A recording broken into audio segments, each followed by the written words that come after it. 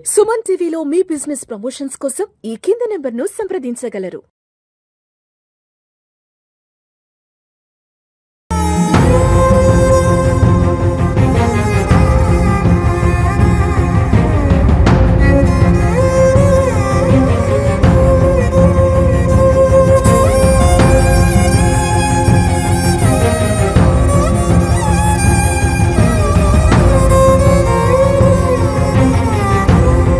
Welcome to Suman TV. నేను విష్ణు. నిన్న దీపావళి పర్వదినం సందర్భంగా క్రాకర్స్ కాల్చుతూ చాలామంది గాయాల పాలవ్వడం జరిగింది. ప్రస్తుతం నేను హైదరాబాద్లోని మెహదీపట్నంలో ఉన్నటువంటి సరోజినీ దేవి కంటి ఆసుపత్రి ప్రాంగణంలో ఉన్నాను. నిన్న చాలామంది అంటే పెద్దవాళ్ళ నుంచి చిన్నపిల్లల వరకు చాలామంది క్రాకర్స్ కాల్చుతూ చాలామంది గాయపడ్డారు. సో గాయపడ్డ బాధితులు అయితే మాత్రం కొంతమంది వార్డులో చికిత్స తీసుకుంటున్నారు. మరికొంతమంది డాక్టర్ల వద్ద కంటి పరీక్షలు కూడా చేయించుకుంటున్నారు. ప్రస్తుతం ఇక్కడ వార్డులో చాలామంది బాధితులు కూడా ఉన్నారు. వారితో కూడా మాట్లాడే ప్రయత్నం చేద్దాం. చలో. దీపావళి సందర్భంగా చాలా మంది బాణాసంచా కాల్చుతూ ప్రమాదానికి గురయ్యారు. సో వీరందరూ కూడా హైదరాబాద్ లోని సరోజినీ దేవి కంటి ఆసుపత్రికి క్యూ కడుతున్నారు ఇక్కడ చికిత్స తీసుకోవడం కోసం. సో ప్రస్తుతం నాతో పాటు కొంతమంది బాణాసంచా కాల్చుతూ గాయపడ్డ బాధితులు కూడా చాలా మంది వారితో కూడా మాట్లాడే ప్రయత్నం చేద్దాం. సార్ నమస్తే సార్. ఎక్కడి నుంచి వచ్చారు? అసలు ప్రమాదం ఎలా జరిగింది? మనకొండలో ఉంటాను. మనకొండలో ఉంటారు. అసలు ప్రమాదం ఎలా జరిగింది? మామూలుగా ఇట్లనే కూర్చున్నాను ఇంటి బయట, పిల్లలు కాలుస్తారు కదా, అది వచ్చి తగిలేసింది. అంటే మీరు క్రాకర్స్ కాల్చుతూ జరిగిన ప్రమాదం కాదు, బయట పిల్లలు కాల్చుతున్నప్పుడు పిల్లలు కాలుస్తున్నప్పుడు అది వచ్చి తగిలేసింది. సో హాస్పిటల్కి ఏ టైంకి వచ్చారు అసలు మీరు? 9:30కి వచ్చినాను. ఎప్పుడు 9:30కి?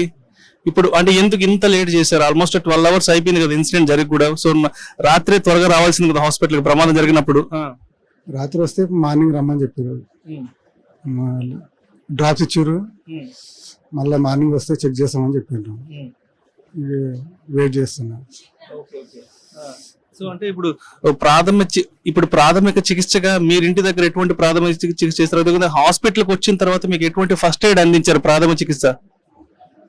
నైట్ వచ్చినాము, నైట్ వస్తే చెక్ చేశారు, డ్రాప్స్ ఇచ్చారు, మార్నింగ్ రమ్మని చెప్పారు అంతే.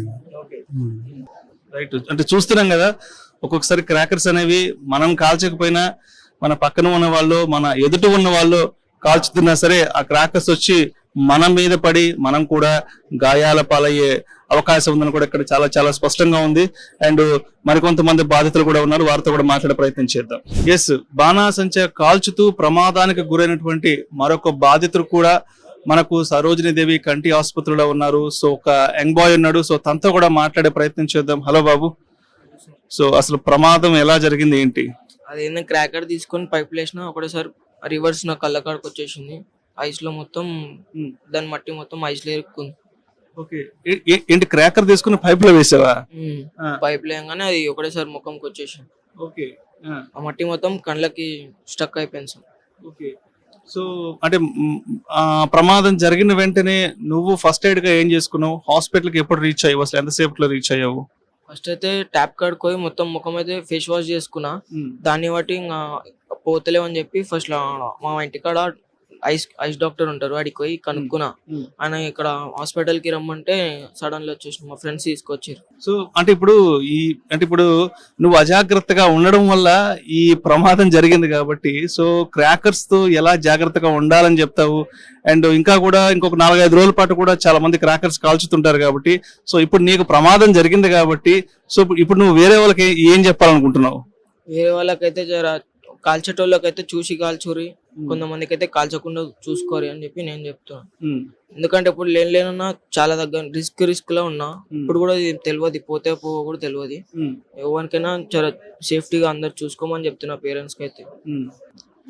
సో చూస్తున్నాం కదా, పెద్దవాళ్ళు సరైన పర్యవేక్షణ లేకపోవడం వల్ల, అదేవిధంగా పిల్లలు కూడా బాణాసంచా కాల్చేటప్పుడు నిర్లక్ష్యంగా వ్యవహరిస్తే ఎటువంటి ప్రమాదాలకు గురి అవుతాము అండ్ ఎంత బాధను అనుభవించాల్సి ఉంటుందనేది కూడా ఇక్కడ బాధితులతో మాట్లాడుతుంటే నిజంగా అది ప్రత్యక్షంగా చూస్తున్నాం.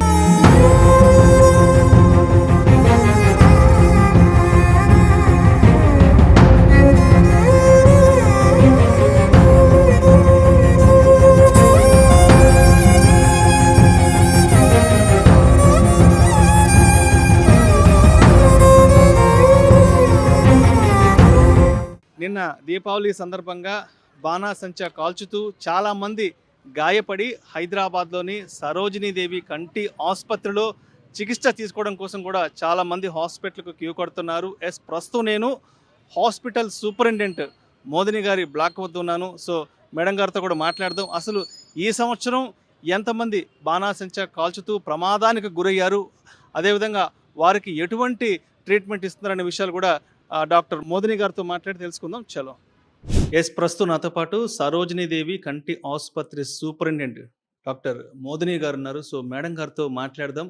అసలు ఈ సంవత్సరం ఈ బాణాసంచా కాల్చుతూ ఎంతమంది ప్రమాదానికి గురై హాస్పిటల్కి రావడం జరిగింది అండ్ ఎంతమంది చికిత్స తీసుకుంటున్నారు, అదేవిధంగా గత సంవత్సరం అసలు ఎంతమంది ప్రమాదానికి గురయ్యారు అనేటువంటి అన్ని విషయాల గురించి మేడం గారితో మాట్లాడి తెలుసుకుందాం. మేడం గారు నమస్తే. మేడం నమస్తే అండి. సో మేడం చెప్పండి, అసలు ఈ సంవత్సరం ఎంతమంది బాణాసంచా కాల్చుతూ ప్రమాదానికి గురై ఇక్కడికి రావడం జరిగింది?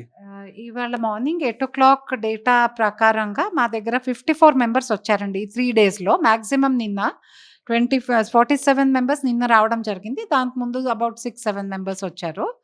ఈ 47లో 23 మెంబర్స్కి కొంచెము చూపు లోపాలు వచ్చాయి. ఆ 23లో 4 అడ్మిషన్ అవసరం పడింది. మిగతా వాళ్లకు మెడిసిన్స్ రాసి ఫస్ట్ ఎయిడ్ చేసి ఇంటికి పంపించాము. వాళ్ళు ఫాలోఅప్కి వస్తుంటారు, 1 week వరకు వస్తుంటారు. ఈ 4 మెంబర్స్ అడ్మిట్ అయిన వాళ్ళలో 3కి సర్జరీ అవసరం పడుతుంది. ఆ 3లో 2కి కొద్దిగా సీరియస్ ఇంజురీ ఉంది. ఒక చిన్న అబ్బాయి, ఒక పెద్ద ఆయన అయితే పక్కన నిల్చొని ఉన్న ఆయనకు అసలు ఏమీ తెలీదు, ఆయన కాల్వట్లేదు, హీస్ నాట్ బర్స్టింగ్ క్రాకర్స్. చిన్న అబ్బాయి కాలుస్తున్నాడు, వాడికి కొద్దిగా సీరియస్గానే తగిలింది. ఇద్దరు ఇప్పుడు సర్జరీలో ఉన్నారు. మా టీమ్స్ వాళ్ళకు సర్జరీ చేస్తున్నాయి. మా డాక్టర్స్ 110% ఎఫర్ట్ వేస్తున్నారు ఇందులో. మేము మ్యాక్సిమం ప్రయత్నాలు చేస్తాము వాళ్ళు చూపు మళ్ళీ తిరిగి రావాలని. కానీ కొన్నిసార్లు సీరియస్ ఇంజురీ ఉంటే మన ప్రయత్నాలన్నీ ఫెయిల్ అవుతాయి. బట్ ప్రయత్నం చేద్దాము. Hope for the best for them. 1 weekలో తెలుస్తుంది వాళ్ళ కండిషన్ ఎలా ఉందో. అయితే అసలు గత సంవత్సరం సిచ్యువేషన్ ఎలా ఉంది, ఈ సంవత్సరం సిచ్యువేషన్ ఎలా ఉంది? అంటే బాధితుల సంఖ్య పరంగా, నంబర్ పరంగా లాస్ట్ ఇయర్కి ఈ ఇయర్కి ఎలా ఉంది అసలు? ఆ నంబర్ పరంగా last year also similar number was there. 23లో కొంచెం డబల్గా ఉండింది నంబర్.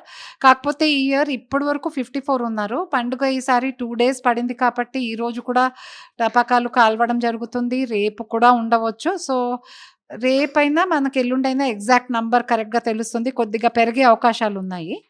అండ్ మేము చూస్తే ఇందులో మ్యాక్సిమం మిర్చి పటాకా అనే బాంబ్ ఒకటి కాల్చిన వాళ్లకు మ్యాక్సిమం గాయాలు. 80% మా దగ్గర వచ్చిన వాళ్ళు ఆ మిర్చి పటాకా కాల్చి కంటికి గాయం తగులుకొని వచ్చిన వాళ్ళే. మిగతా వాళ్ళు సుత్లీ బాంబ్స్, ఏదో డబుల్ సౌండ్ బాంబ్, ఏదో కింగ్ కాంగ్ బాంబ్ అంట అలాంటివి పేల్చారు.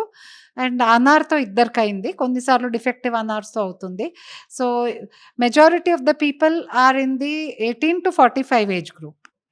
చిన్నపిల్లలు కూడా ఉన్నారు, కానీ ఓన్లీ 15 చిన్నపిల్లలు, 39 ఆర్ అడల్ట్స్.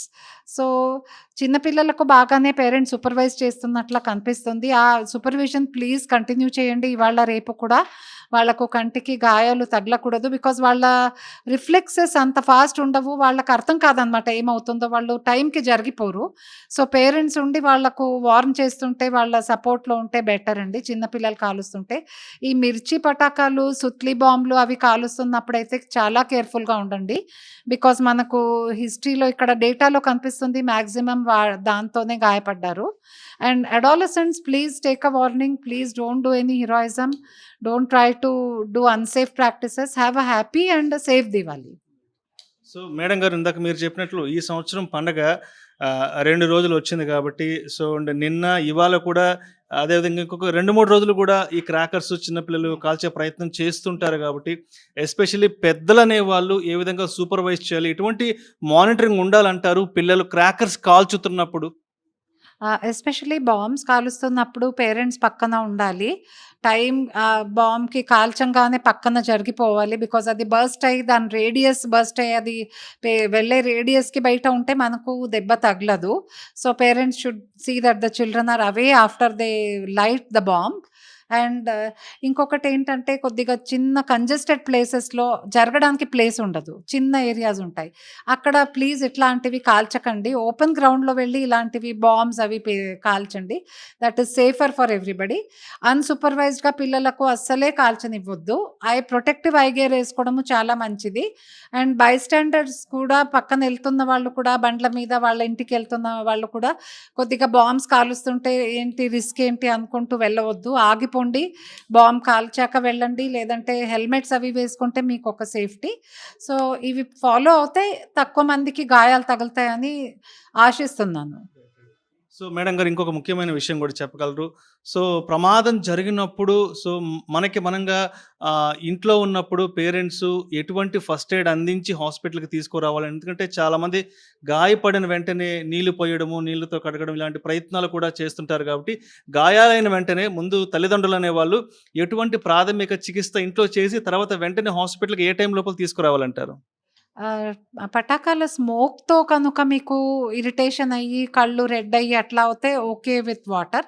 బట్ ఏదైనా తగిలి మీకు ఏదైనా అయితే please don't attempt eyelids open force చేయడము, ఊదడము, అందులో కంటిలో ఊదడము, లేదంటే వాటర్ వేయడము, ఏదో వేయడము ప్లీజ్ ట్రై చేయకండి. మా ట్రైన్డ్ డాక్టర్స్, ట్రైన్ పీపుల్ మీకు 24/7గా అందుబాటులో ఉన్నారు. సరోజినీ హాస్పిటల్ వద్దకు రండి, మేము కరెక్ట్గా చేయాల్సింది చేస్తాము, కరెక్ట్ ట్రీట్మెంట్ జరుగుతుంది. Please do not neglect to come to the hospital because severity of injury మీరు ఇంటి దగ్గర గేజ్ చేయలేరు. స్మోక్ అది ఓకే, కొన్ని పటాకాలు బాగా స్మోక్ అవి వస్తాయి, వాటితో అయితే ఓకే. కానీ మిగతా ఏదైనా తగిలిందంటే ఇంటి దగ్గర ఏది ట్రై చేయకండి. ఒక క్లీన్ బట్ట కంటి పైన క్లోజ్ చేసి తీసుకొచ్చేయండి. Thank you so much madam, thank you so much. So చూసాం కదా. అండ్ మరొక 2-3 రోజులు కూడా, అంటే దీపావళి అయిపోయిన తర్వాత మరొక 2-3 రోజుల పాటు కూడా పిల్లలు క్రాకర్స్ కాల్చే ప్రయత్నం చేస్తుంటారు. కాబట్టి తప్పనిసరిగా పెద్దవాళ్ళు దగ్గరుండి పర్యవేక్షించి సో పిల్లల పట్ల జాగ్రత్తగా వ్యవహరించాలని చెప్తున్నారు. అదేవిధంగా ప్రమాదం జరిగిన వెంటనే సో తీసుకెళ్ళి నీళ్లు పోయడం కానీ, నీళ్ళతో కడగడం కానీ, లేదంటే ఊదడం అలాంటి ప్రయత్నాలు చేయకండి. సో వెంటనే హాస్పిటల్కి తీసుకొచ్చి డాక్టర్ల వద్ద చికిత్స తీసుకోవాలంటూ కూడా మేడం గారు చెప్తున్నారు. సో అండ్ కెమెరామెన్ రాముతో విష్ణు, సుమన్ టీవీ, హైదరాబాద్.